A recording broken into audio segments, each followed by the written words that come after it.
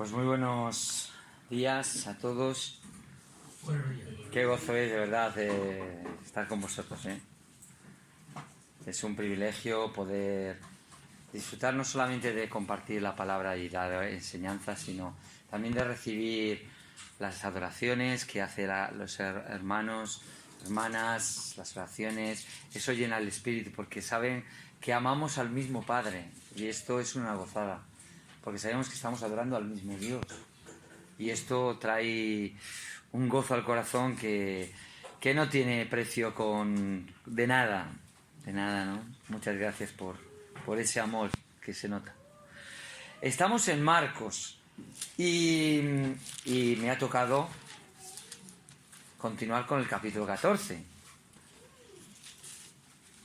que es la institución, así viene en la Reina Valera por lo menos, institución de la Cena del Señor. No es un título inspirado, pero sí bastante direccionado para aclararnos de qué vamos a tratar el tema, ¿no? Y me hizo un poco de gracia porque justamente nosotros no, pero ha sido el Corpus Christi el día 19, que es una forma de interpretar lo que hemos celebrado nosotros de la comunión. El Corpus Christi, que es lo que hacen en la Iglesia Católica, ¿vale? Para adorar realmente los símbolos que nosotros los tenemos como símbolos, pero claro, desde siglo XI, incluso en el VI y alguno, pero bueno, luego Santo Tomás, después del Concilio de Trento, dijo que era así, que había que adorarlo porque era el mismo Dios, el pan, y el mismo Jesús era la sangre de Jesús, era el vino.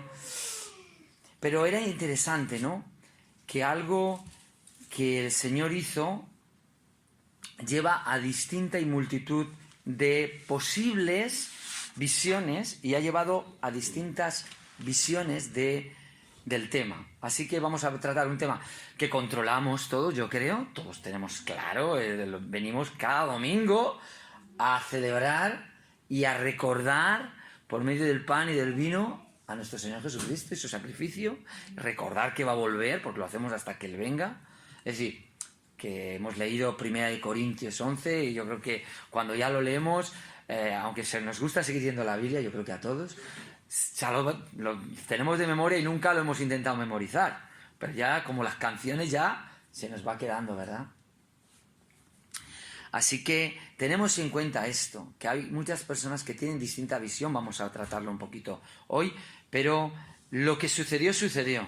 Lo que pasó, pasó aquí y eso es incambiable. Entonces vamos a leer a partir del versículo 12, Marcos 14, 12 hasta el 25.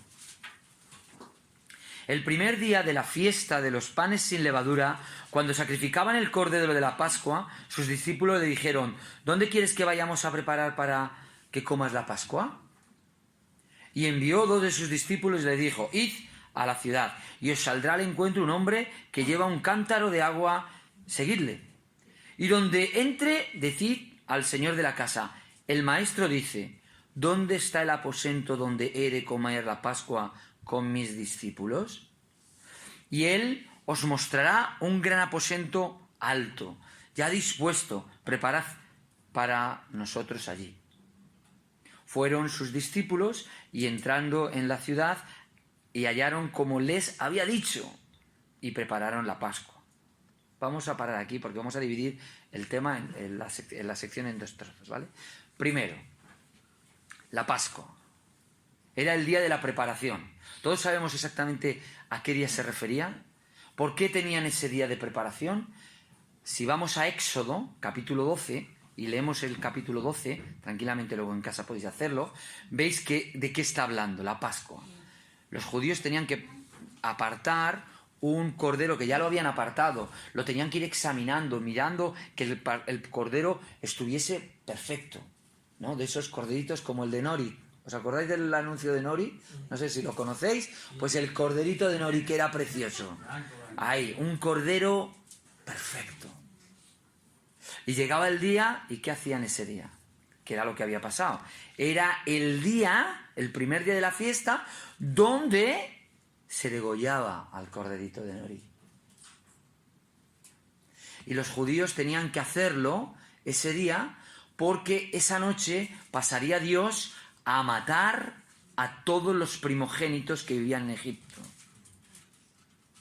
Y con la sangre que derramaba el cordero tenían que cubrir sus postes y dinteles de la casa para que cuando pasase el ángel de Dios no matase al primogénito de la casa. Y en la casa podía haber varios primogénitos. Recordad que vivían abuelos, padres, había algún bisabuelo, hijos, nietos, estaban todos en aquella casa. Y en cada generación podía coincidir que hubiera un primogénito. Pues ellos tenían que cubrir con la sangre. Y el cuerpo de aquel cordero, comerlo la familia mientras duraba la noche. Esto era lo que iban a celebrar. ¿Y qué celebración es esta tan rara? Porque Dios al día siguiente les dio libertad.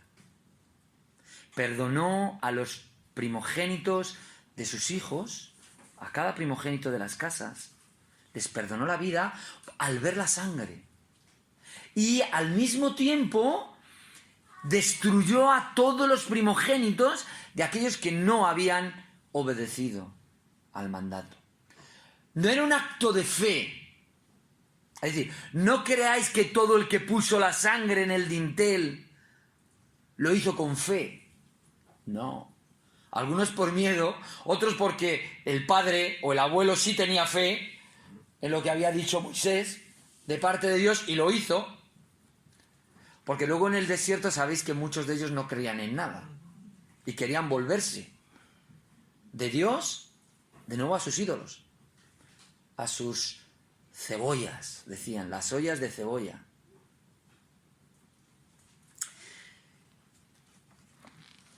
Pero Dios, cumpliendo su palabra, porque da lo mismo la forma que Dios diga que te va a salvar.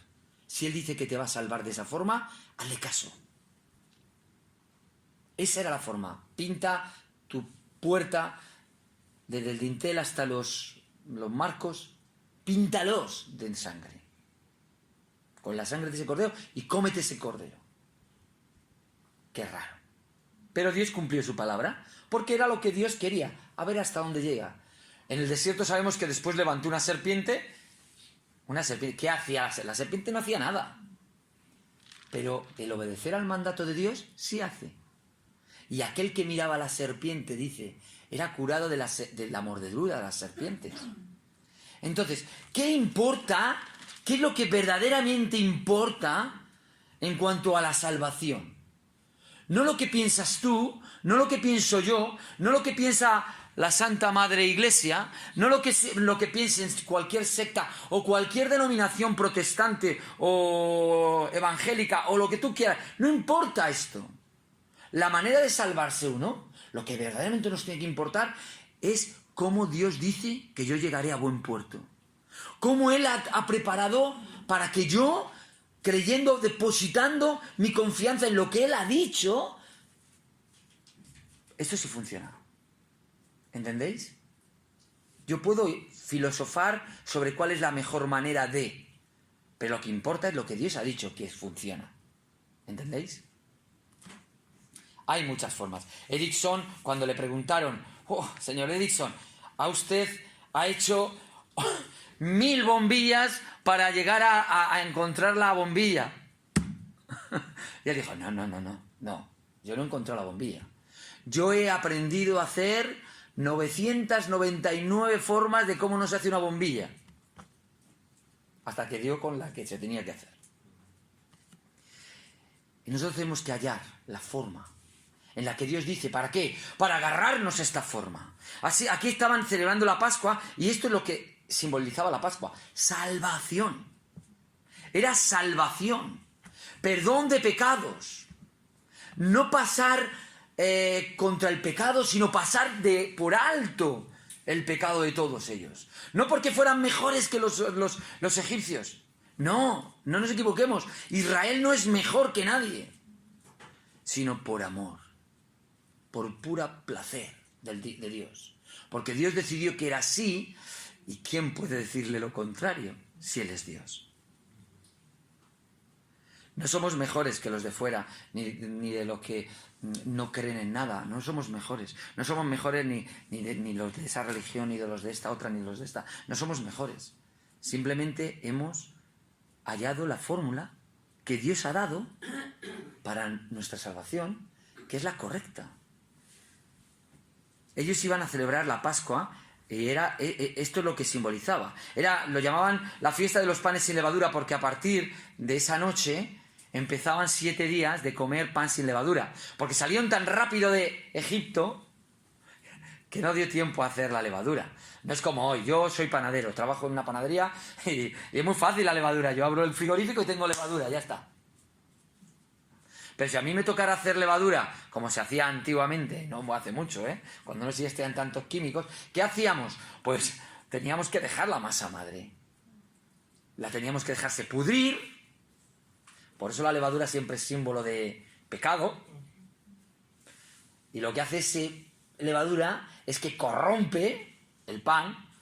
Eso inflado, qué bonito pan. Pues todo eso es porque las bacterias han estado ahí descomponiendo el trigo con el agua.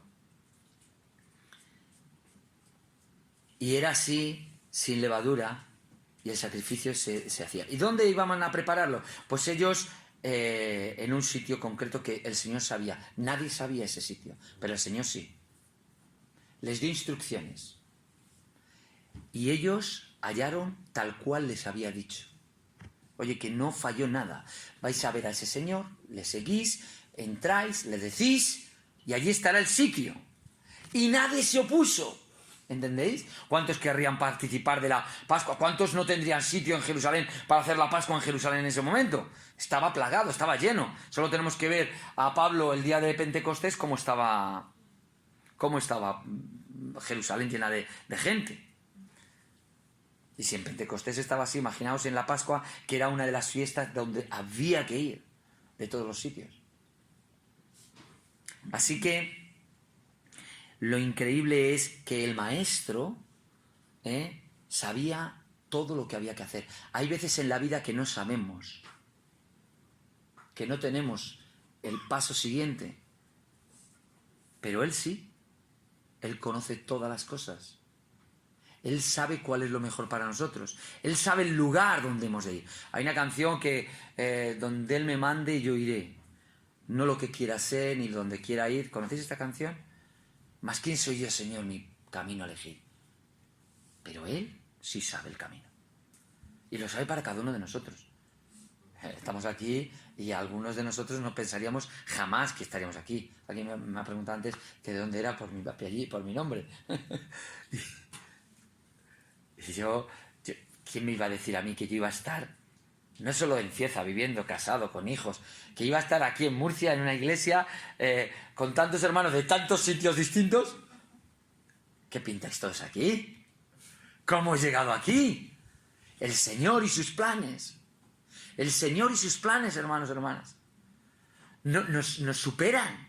Nos superan. Lo único que podemos decir es, Señor, tú sabes mejor. Y estos discípulos fueron y hicieron como les dijo el Señor. Y ahí estaba el resultado. El resultado es que encontraron el sitio perfecto para celebrar la Pascua. La Pascua que habla de perdón. De perdón de pecados porque hay derramamiento de sangre. Recordemos, Hebreos capítulo 9, versículo 22. Es un versículo digno de aprenderse de memoria. Porque sin derramamiento de sangre no se hace remisión por el pecado. Tiene que haber un derramamiento de sangre. Entonces, seguimos leyendo. Entonces, y cuando se sentaron a la mesa, mientras comían, dijo Jesús, de cierto os digo que uno de vosotros que come conmigo me va a entregar. Entonces ellos comenzaron a entristecerse y a decir uno a otro, ¿seré yo? Y otro, ¿seré yo? Yo no sé cuántas veces habéis leído este texto. No sé si os ha sorprendido, ir pensando en ¿seré yo? ¿Seré yo? Se sentó con sus discípulos, concretamente con los 12. ¿Vale? Él respondió y les dijo, es uno de los 12. el que moja conmigo en el plato. A la verdad el Hijo del Hombre va según está escrito de él. Mas ay de aquel hombre por quien el Hijo del Hombre es entregado. Bueno le fuera a ese hombre no haber nacido. Y mientras comían, Jesús tomó pan y bendijo y lo partió y les dio, diciendo: tomad, esto es mi cuerpo. Y tomando la copa y habiendo dado gracias, les dio, y bebieron de ella todos. Y les dijo: esto es mi sangre del nuevo pacto, que por muchos es derramada. De cierto os digo que no beberé más del fruto de la vid hasta aquel día en que lo beba nuevo en el reino de Dios. Que el Señor bendiga su palabra de nuevo. Se sentaron a la mesa y enseguida el Señor, que lo sabe todo. Y ahora, ¿por qué puedo fiarme de que lo sabes todo? Hombre, porque acaba de decirme que busque este sitio y lo ha clavado. Así que, si Él dice que hay entre nosotros uno que le va a entregar, hay uno que le va a entregar.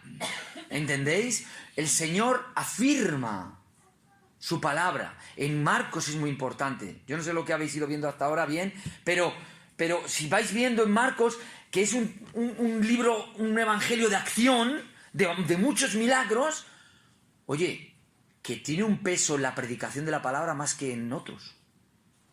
Porque es como predicaba la palabra y los milagros eran para decir: firmado, esto es de Dios. ¿Lo ves? Firmado, esto es de Dios. ¿Qué es más fácil? ¿Decir tus pecados te son perdonados? ¿O decir levántate, toma tu lecho y anda? ¿Qué es más fácil? Pues seamos sinceros, es más fácil decir tus pecados te son perdonados, porque quién sabe si son perdonados los pecados. Pero ver a alguien que se levante un paralítico, eso ya es muy difícil. Pues mira, pues no. Si es fácil, para Dios. Pero para nosotros no. Es imposible. Para nosotros es posible levantar un paralítico. Qué fácil es. Para muchos médicos. A lo mejor no en todos los casos, pero en muchísimos casos sí. Incluso ahora hay esos esqueletos estos que se ponen de pies, los que no pueden ponerse de pies, y están firmes, incluso con motores pueden andar. ¿Cómo es posible? Porque nosotros sí podemos hacer andar a alguien que no puede andar. Pero perdonar pecados solo Dios puede, porque eso no lo puedo hacer ni yo ni tú. Ni aunque te pongas un alzacuellos, tampoco puedes perdonar pecados. No se trata de quién seas, sino que es imposible para el hombre, solo para Dios. Así que Él les dice que hay uno entre vosotros que come conmigo que me va a entregar. Esto es fundamental, porque ya les ha dicho en 3 ocasiones que alguien le va a entregar, que le van a castigar, le van a crucificar, va a morir y va a resucitar. Y acordaos que usa esta expresión, el Hijo del Hombre. La misma que usa ahora, para decir, el Hijo del Hombre va según los propósitos de Dios. Pero hay del hombre por quien es entregado. El Hijo del Hombre es un título interesante de Dios, de Jesús.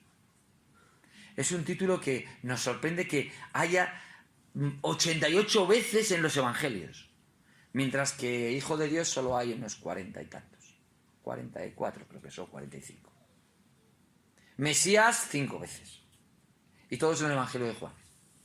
Y a uno les choca.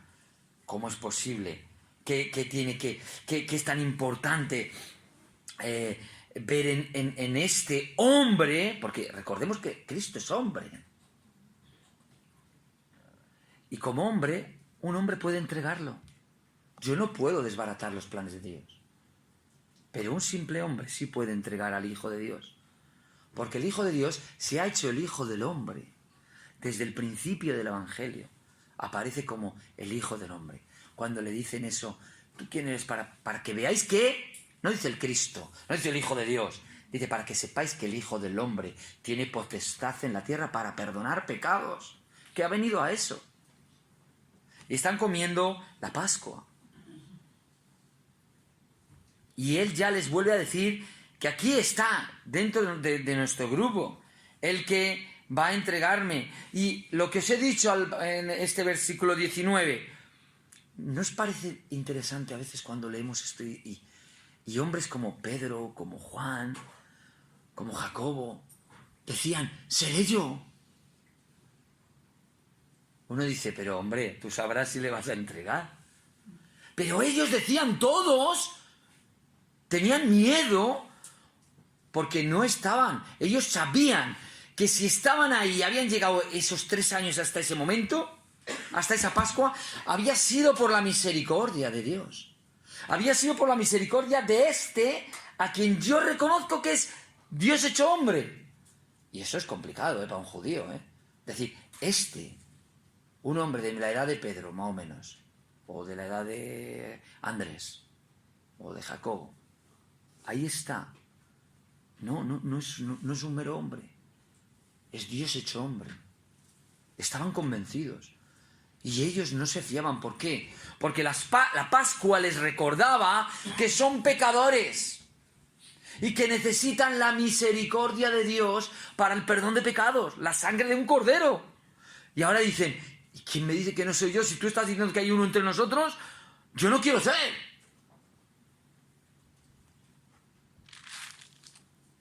Y el otro seré yo. Luego cuando dijo que le iban a negar, todos también decían, no, yo no te negaré nunca. No lo dijo solo Pedro, lo dijeron todos los demás, según la Escritura. Lo dijo Pedro y los demás decían lo mismo. No te vamos a negar nunca. Salieron corriendo en cuanto engancharon al pastor, y las ovejas fueron dispersas, cumpliéndose la palabra que el mismo Señor Jesús les acababa de decir. A la verdad, el Hijo del Hombre va según el propósito de Dios. Dios tiene un propósito. Dios es soberano, pero cuidado, porque en nuestros días se está entendiendo mal esto de la soberanía de Dios. Dios es un Dios soberano que se rige de acuerdo a sus perfecciones. ¿Qué es esto de las perfecciones? Nosotros lo llamamos atributos, los atributos humanos. Las perfecciones de Dios es lo que hace que Dios, el Dios verdadero, es el Dios verdadero. Y una de ellas la hemos visto hoy. Él es bueno. Y su misericordia es para siempre. Y dirá en otra ocasión, y su misericordia triunfa ¿sobre qué? Sobre el juicio que va a hacer, que sería justo que él realizara. Y el Señor, ante su carácter, tiene una soberanía, pero esa soberanía no la podemos, es decir, el propósito de Dios nunca lo podemos sacar de esos planes ni de esas perfecciones de Dios. ¿Por qué? Porque Dios no puede hacer nada que sea malo. Dios no puede hacer nada que sea malo. Así que ánimo. Si Dios te lleva por un camino, aunque a veces es duro, y lo sé, tienes que recordarte, pero Él es bueno. Y si Él es bueno, pues a tomar fuerzas. Porque a nosotros nos es concedido, dice Romanos, no solo que creamos en Él, sino también que padezcamos por Él. Por eso el Señor les advirtió, tomad la cruz. Si alguien quiere seguirme, tiene que tomar una cruz. No es un camino de, como dice un himno, que Dios no nos ha prometido siempre unos cielos siempre azules. Hay un himno en el himnario antiguo, pequeñito que tenía las notas musicales. No nos ha prometido unos cielos siempre azules y una paz inquebrantable. No. En el sentido de paz, de tranquilidad, de vida sosegada, de vida feliz, de yupi yaya, ¿no? Pero nos ha prometido un amor, decía aquel himno, inquebrantable. Es decir, Él va a estar con nosotros, se lo dijo a sus discípulos, hasta el fin. Esta es nuestra seguridad. Yo no necesito que esto se llene de, como dijimos antes, de la Shekinah, ¿no? Del Señor. De la gloria de Dios, de una nube espesa. ¿Sabes por qué sé? Porque sé que la gloria de Dios está aquí ahora mismo. Y lo sé porque está en cada corazón de los que estáis aquí, que habéis creído en Él. Y la mismísima gloria de Dios mora en cada uno de nosotros. Porque, hermanos, esto no es el templo. Perdonad, a ver si me meto en el bautisterio. Este no es el templo de Dios. El templo de Dios sois cada uno de vosotros y vosotras. Somos templo de Dios. Y la gloria de Dios llena su templo. El que cree en mí, que dice, yo y el Padre haremos morada. Yo creo que Salomón, como dirían los más jóvenes, fliparía con eso. Salomón diciendo, "No, los cielos de los cielos no pueden contenerte". Y resulta que ahora vas no solo a vivir en un edificio enorme, de oro, precioso, sino vas a vivir en personas. En ti, en ti, en ti, en ti, en mí.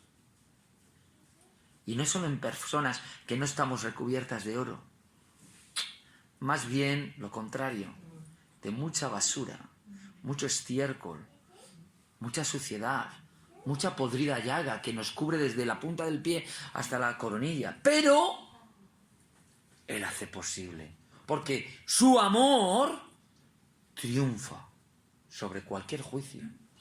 No porque vaya a pasar por alto la justicia, Dios jamás pasará por alto la justicia, sino porque Él se ha provisto una forma perfecta de compaginar su carácter en su propósito. Y esto, hermanos, hermanas, es soberanía de Dios. Y no lo que están vendiendo muchos tristemente en el día de hoy. No, la soberanía de Dios es esta. Judas podía recibir perdón. Él no quiso el perdón. Que se nos meta en la cabeza. El Señor no creó a Judas para condenarlo. Que hay algunos que en la soberanía de Dios meten esta locura. No, porque Judas, cuando salió de tirar aquellas monedas de plata, dice que iba como arrepentido. Unos versículos más arriba ha dicho, Pedro, ¿qué hizo?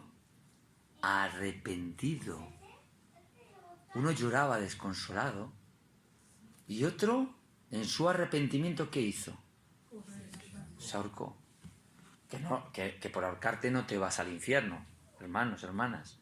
Te vas al infierno si no tienes la salvación, si no tienes al Señor en tu corazón, si no aceptas la gracia que Dios te da. Lo que quiero deciros es que Judas no se condenó porque era el hijo de perdición, que siempre decimos. Él se perdió porque decidió no arrepentirse ante su maestro. Porque él podía haberse arrepentido, pero él no quiso. La tristeza es que yo no sé la angustia que tenía que haber en el corazón de nuestro Señor, porque es que el Señor nos ama a todos, a todos. Miraba con ira a aquellos fariseos y con tristeza. Uno diría, pues mírales con ira y destrúyelo, porque mira, si te quieren matar, Señor. Como dijo Juan y Andrés, Juan y Jacobo decían eso, ¿no? ¡A fuego del cielo y destrúyelos! No. Al Señor le dolía. Oh, Jerusalén, Jerusalén, ¿cuántas veces quise? Pues menuda soberanía. Que el Dios Todopoderoso quería reunir a todos hacia Él y no pudo. Es que la soberanía de Dios no va de esto. Es que Dios no lo puede todo. Dios no puede pecar. Dios no puede negarse a sí mismo, dice la Escritura. Que esto no tiene que ver que no sea todopoderoso porque no pueda negarse a sí mismo, sino porque Él mismo se ha puesto unos límites porque Él desea un pueblo que se le ofrezca como voluntariamente. Él desea tu corazón voluntario. Él desea que tú te entregues a Él. La salvación no depende de que tú te entregues a Él, sino que al entregarte, Él ha provisto una solución. Porque yo me podría arrepentir, como Pedro. Pero si Cristo no se entrega en la cruz por mis pecados, yo estoy arrepentido, arrepentido. Quiero ir al cielo, Señor, quiero vivir contigo. Te amo, te amo, te amo. Y sinceramente, con lágrimas, le puedo decir al Señor 1000 veces te amo, pero no hay cordero pascual. No hay Pascua. ¿Qué hago? Morir, ir al infierno. Pero es que Dios se ha provisto de un cordero que quita el pecado del mundo. Y ha ofrecido ese cordero en forma de gracia para todo el que lo quiera. Por eso, hermanos, la salvación es de nuestro Dios. Pero ¿a quién puede hacerse agarrarla? Los valientes, El reino de los cielos, dice la Escritura, es de los valientes, de los que lo arrebatan. Pedid y se os dará, entrad y hallaréis, buscad y hallaréis, llamad y se os abrirá. Todo el que busca, lo encuentra. ¿Pero qué dice la Escritura? Pero búscale de todo corazón, sin fisuras, sin guardarte parte de Egipto en tu mochila. Y te guardas un poquito de Egipto. Y cuando te vienen los problemas, ¿sabes lo que pasa? Que esos son como zarzas, como espinos que crecen a tu alrededor. O cuando vengan las pruebas, son como piedras que te ahogan, porque no le has entregado tu vida sin condiciones. El Hijo del Hombre, ¡ay! Claro, mejor no le hubiera sido ser nacido. Algunos quieren ver aquí, no, esto es, Dios creó a Judas para destrucción. Eso no es verdad. En ningún sitio en la Biblia aparece semejante burrada. Eso es una idea de la Reforma, de algunos de la Reforma que, por cierto, estuvieron quemando a cristianos también. Entonces, porque en la Reforma hubo cosas muy buenas y tristemente cosas muy malas. ¿Me entendéis? El amor de Cristo por Judas se ve en estas palabras. Le considera amigo. Toma, el que va a comer en mi plato. Cuando le viene a dar el beso, ¿qué le llama? Sinvergüenza, traidor. ¿Qué le llama, hermanos? ¿Qué le dice? Pero antes dice una palabra. ¿Cómo le llama? Con un beso entregas al Hijo del Hombre. Pero antes una palabra. Amigo. Amigo. Y él dijo en una ocasión, mientras predicaba a esos 12 discípulos, que no hay mayor amor que este, que alguien ponga su vida por sus amigos. Es decir, de parte de Jesús no fue. Cada uno es dueño de su eterna salvación o de su eterna perdición, porque Dios ha abierto una puerta y un camino nuevo y vivo por el cual puedes andar. Él te deja andar, si quieres. Así que llegamos a la parte que estamos esperando todos y de este texto, que es estas palabras. Mientras comían, Jesús tomó pan, bendijo, partió. 4 cosas hace. Lo toma, bendice a Dios o da gracias, en este caso, lo parte y lo da diciendo: tomad, esto es mi cuerpo. A ver, ha habido muchas explicaciones y más adelante va a decir: esto es mi sangre. Si lo tomamos literalmente, es gracioso que la gente que toma literalmente ciertos textos, luego otros no los toma literalmente. Yo siempre me sorprende esto. Tomamos de lo que queremos de la palabra de Dios literalmente. ¿Vale? Si yo lo tomara literalmente, tendría que decir, como dijeron los fariseos en una ocasión: ¿pues por qué quieres que comamos tu cuerpo y cómo vamos a comernos el cuerpo de este? Porque en una ocasión, ¿os acordáis que el Señor le dijo: porque si queréis tener la vida, ¿qué tenéis que hacer? Comer mi carne y beber mi sangre. Una burrada para un judío. ¿Entendés? Es decir, ellos, claro, se escandalizaban y les explica: no. Lo que tenéis que hacer es creer en mí. Esa es la explicación al final de ese párrafo. Porque parece que el Señor lo que quiere es que se acuerden de la Pascua. Tenéis que implicaros en aceptar lo que voy a entregar. Entonces no es tanto la literalidad de aquí. ¿Por qué lo sé? Porque luego cuando Pablo, que no estaba presente en este momento, pero sí el Señor durante 14 años dice que no subió a Jerusalén, el Señor le estuvo enseñando toda la doctrina por medio de su Espíritu Santo para que luego Él nos la transmitiera a través de las cartas paulinas. Él explica que es un memorial. Así que esto que se inventó nuestro paisano, porque realmente no era ni paisano, Santo Tomás de Aquino, pues es una burrada. La transustanciación, lo habéis oído, ¿no? Es decir, la copa, el vino se convierte en sangre literal de Cristo y el pan o la hostia o la oblea que ellos parten se convierte en el cuerpo, pero no de manera física, por eso lo tienen que llamar transustanciación, una palabreja inventada como todas, pero una inventada por los filósofos para no pillarse los dedos. Entonces, en sustancia sí es el cuerpo y la sangre de Cristo, pero en físico, de forma física no. ¿Qué sucede aquí? Que hay muchos problemas, ya incluso textuales, pero ¿por qué? ¿Qué es la necesidad de que esto pase? Esto lo afirmó el Concilio de Trento en 1500 porque, claro, estaban en la lucha con el protestantismo. Y el protestantismo estaba dando una luz a la escritura diferente, sin meter tanta tradición. Entonces, ¿qué les sucede? Que una de las explicaciones que Santo Tomás de Aquino dice, porque es necesario recibir a Cristo, tenerlo dentro. Pero ¿qué hemos dicho al principio de nuestra reunión? ¿Cristo está o no está allá dentro? ¿Por qué necesito yo recibir a Cristo si tengo a Cristo morando en mí? Si tengo a su Espíritu. Todas las falsas religiones hacen esto, ¿eh? Los testigos de Jehová dicen que solo los 144.000 pueden participar del pan y del vino. Y yo le dije una vez a una chica, oye, ¿por qué? ¿Qué condición hay para recibirlo? Digo, tener el Espíritu Santo. Digo, entonces yo puedo participar del pan y del vino. O sea, ¿tú eres de los 144.000? Digo, no, porque no creo que sea muy judío yo. Solo tienes que verme en mi rostro. Soy más bien vikingo, celta, no, judío precisamente no. Y mi apellido tampoco es muy judío. Que me daría lo mismo serlo o no serlo, ¿eh? Me es indiferente esto. Hay ahora hermanos que se vuelven locos con lo de los judíos.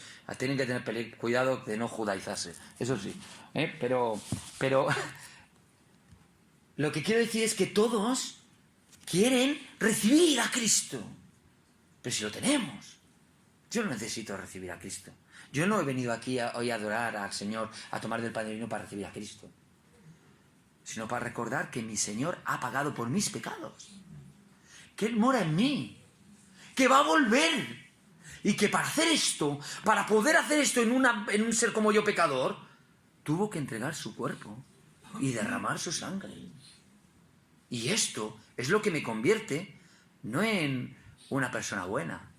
El cielo está lleno de pecadores, hermanos, hermanas, sino en una persona que va al cielo y que Dios transformará a su imagen.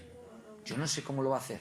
Eso ya se me escapa. Nos dan algunas pinceladas ahí en Tesalonicenses, ¿vale? Y en Filipenses, pero lo que va a hacer Él es un espectáculo. Que yo pueda entrar en un sitio donde no entra pecado. Que yo ya no vaya a pecar. Jamás. Hermanos, consideradlo. Que hemos pecado ayer. Que cada pensamiento que tenemos a veces, ¿qué estoy pensando? ¿O qué estoy diciendo? ¿O cómo estoy actuando? Y dice, ¿pero cómo voy a entrar yo en el cielo? Es que no depende de mí. Depende del Cordero de Dios que quita el pecado del mundo. Están en la Pascua, acordaos. Pero escucha, hay algunos hermanos, algunos otros creyentes que, como Lutero lo quiso arreglar porque no quería enfrentarse mucho. Se enfrentó mucho, pero no tanto. Y Lutero lo llamó consustanciación. Es decir, no es que se convierta en la sangre, pero sí es algo espiritual. Falso, yo le entiendo porque estaban empezando, tenían mucha idea, me imagino, si él hubiera estado en nuestra época probablemente no hubiera llegado a esa conclusión, seguro, ya os lo aseguro. Pero todavía los luteranos, como se han quedado tan caos, siguen pensando lo mismo. Digo, no, es que esto no va de lo que ha dicho el fundador y la fundadora, no, esto va de la realidad. Luego Calvino lo llamó presencia real, que también lo de presencia real no es real. En este pan y en este vino no estaba realmente Cristo, para nada.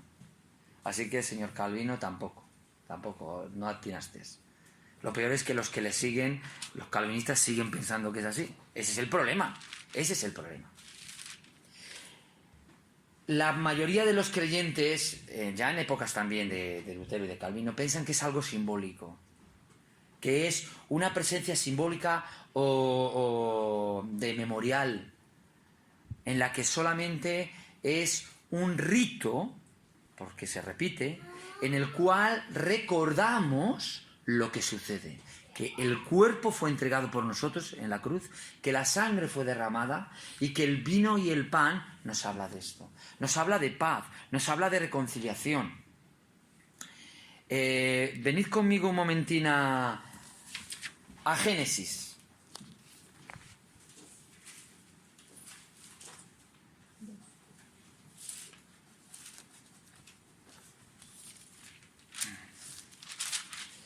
Cuando estamos... A ver, vamos a ver si esa destrucción de Sodoma y Gomorra. Abraham, que no lo apunté a ver el texto. Ay, perdonadme, en capítulos anteriores. Vale, en el 14, ¿vale?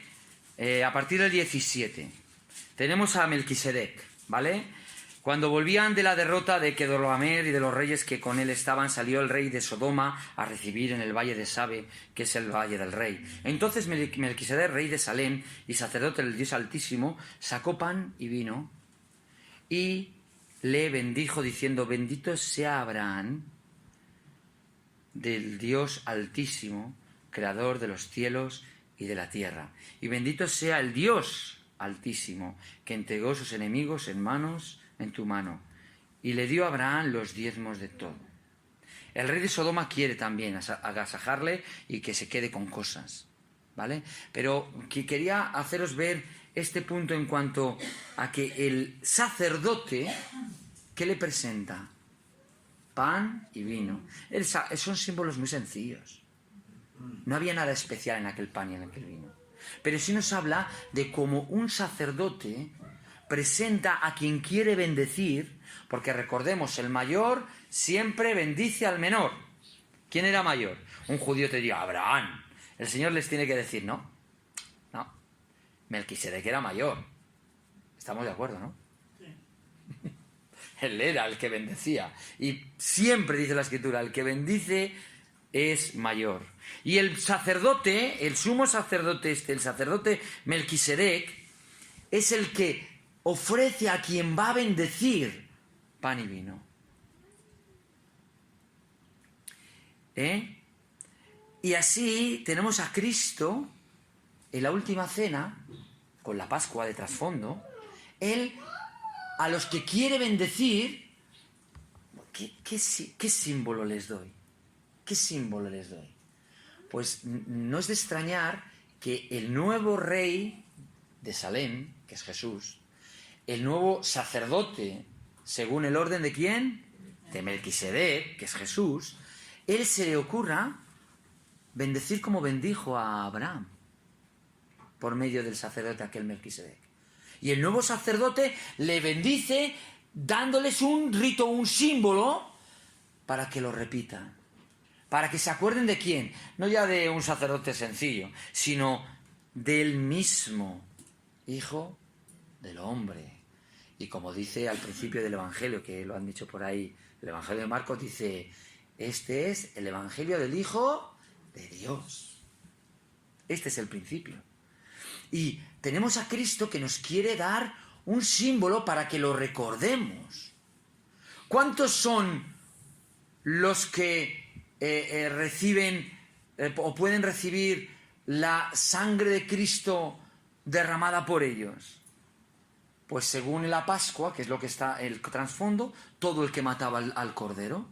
Y todo el que mataba al cordero podía pintar y todos podían.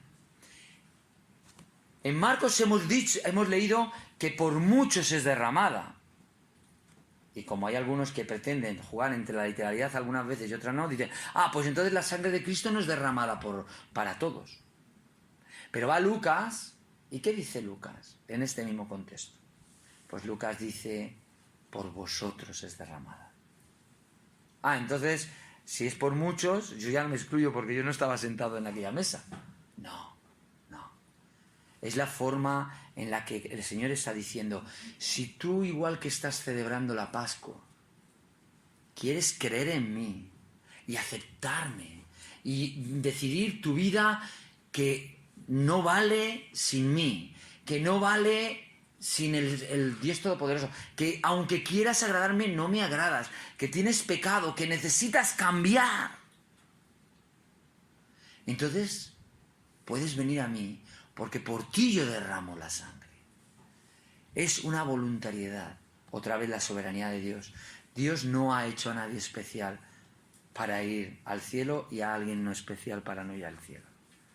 Dios ofrece, Jesús ofrece su salvación a todos. A todos.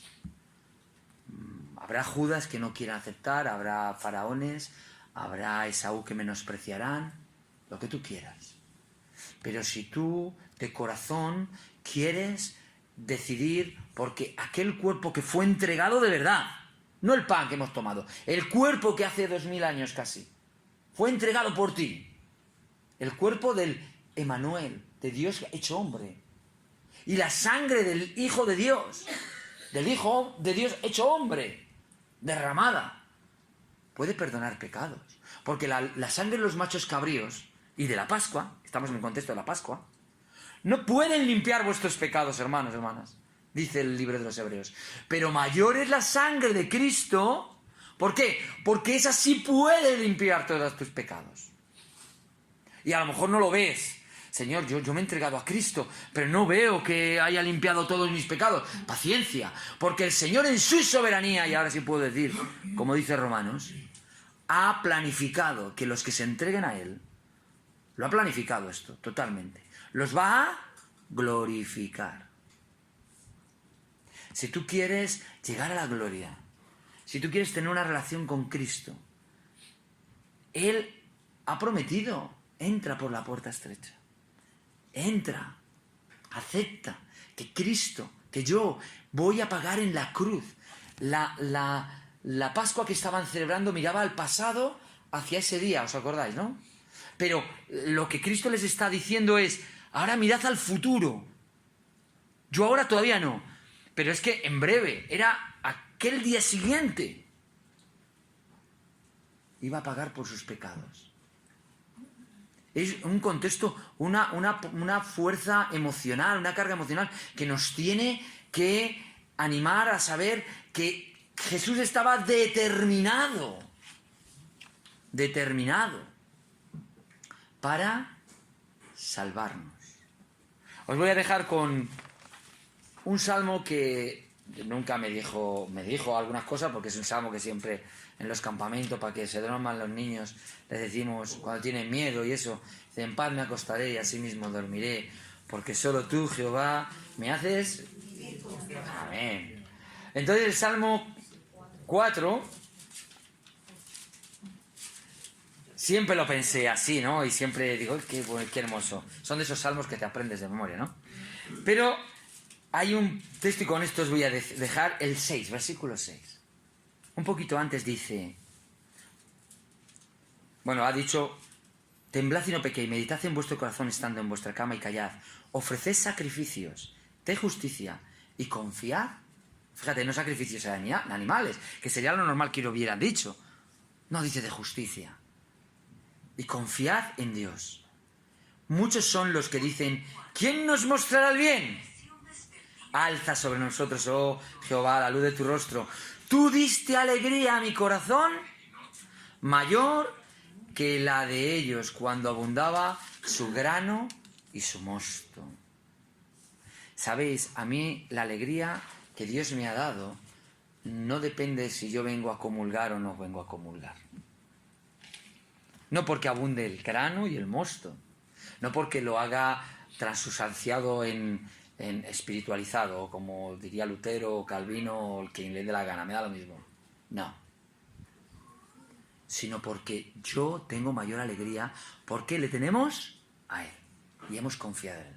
Así que, hermanos, hermanas, confiemos en el Señor y gocémonos de este rito que es un memorial junto con el bautismo. Son los dos únicos mandamientos que nos dejó el Señor: el bautismo y la comunión. La comunión. Algunos lo harán cada mes, cada año, no sé cuándo quieran. Nosotros lo hacemos cada semana. Hay personas que lo quieren hacer cada día, pues cada día será lo mismo. Lo importante es tener a Jesús en nuestras vidas. Que el Señor os bendiga mucho. Amén.